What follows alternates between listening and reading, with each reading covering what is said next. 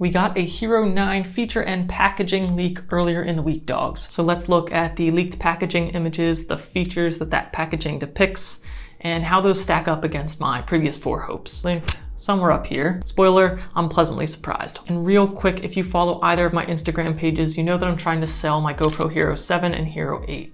The 7 just sold earlier this week, and the link for, that's not the GoPro, that's the charger. And the Hero 8 is listed on Swappa. I'll place the link in the description below. I already have a whole video on the Hero 8 and the slow motion stabilization. This is a great opportunity to pick up the Hero 8, an extra battery, and the dual battery charger if you don't plan on getting the Hero 9 anyway. So back now to my hopes and dreams. I'm going to toss up the leaked image first, go over some of those features, then look at my favorites specifically for hockey. So I found this image on TechRadar first, but they attribute it to what looks like a German site called WinFuture.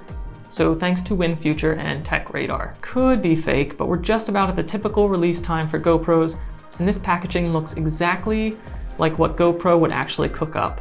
So my guess is that this is all very legit. My first hope was for new frame rates, specifically for 1080, 480 frames per second, and 4K 120 frames per second. The bad news is that I was greedy and it doesn't look like we'll be getting either of those. The good news for some though is that it looks like we're going to get a 5K 30 frames per second and a new 20 megapixel sensor as opposed to the older 12 megapixel sensor found in the 8. I'm personally not too hyped about 5K 30. I don't think I'll use that for hockey besides maybe for testing, but I do think that's an interesting mode to have kind of as a walk around shooting mode for either vlogs, vacation, or any other generic type shooting you might want to do with an action cam. My second hope was for more stabilization options, and it looks like we are going to get that in the form of the new HYPERSMOOTH, wait for it, 3.0. I'm super pumped to see how well this works.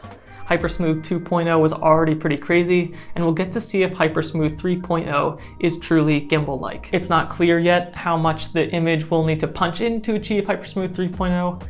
I'm hopeful that we'll stay only at that 10% level, as we saw with HYPERSMOOTH 2.0, but this is something that's important to consider for action sports like hockey, when you want to see the most of the action in your skates and in the play developing in front of you. I'm also interested to see if there's any specific call out as to whether the Real Steady acquisition helped in achieving this new level of stabilization. Similarly, it looks like the TIMEWARP feature is going to get an incremental performance boost as well.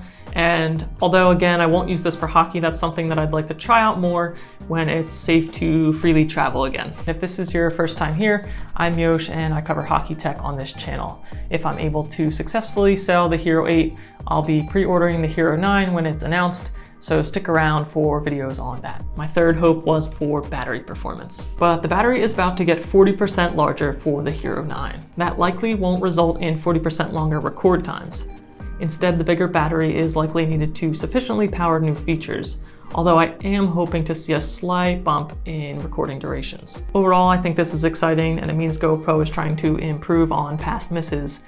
This is super frustrating for people that might own multiple cameras. If you had the Hero 7 and bought an extra battery, you had to buy a different second battery for the Hero 8, and you'll have to get yet another different second battery for the Hero 9. That's why in this second shameless plug, I'm selling my extra battery and my dual battery charger for my Hero 8 in the listing below. If you know you're not going to get the Hero 9 but still in the market for a GoPro, this is a great deal.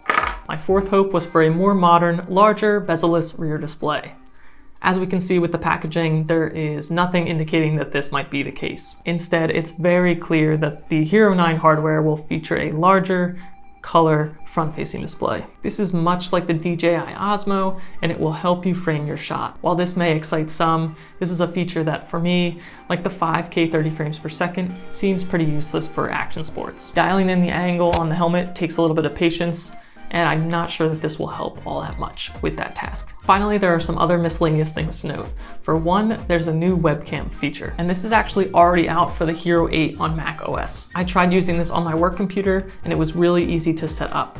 I needed the newest firmware on the GoPro, downloaded the GoPro app on my MacBook, downloaded the latest version of Zoom, and was able to connect with the included GoPro USB cord. Action cams aren't great in low light, so it helped to be nicely lit, but the GoPro Hero 8 was much higher quality than the famously poor MacBook webcam. Also, the packaging has changed from the famous old design to now prominently displaying what looks like a small soft case. Maybe it's dumb to get hype about, but assuming there's enough room for an extra battery and a charging cord, this is something that will make traveling with the GoPro pieces a lot easier. I've never wanted to spend money on a GoPro case before because those pieces fit so easily into pockets or other bags.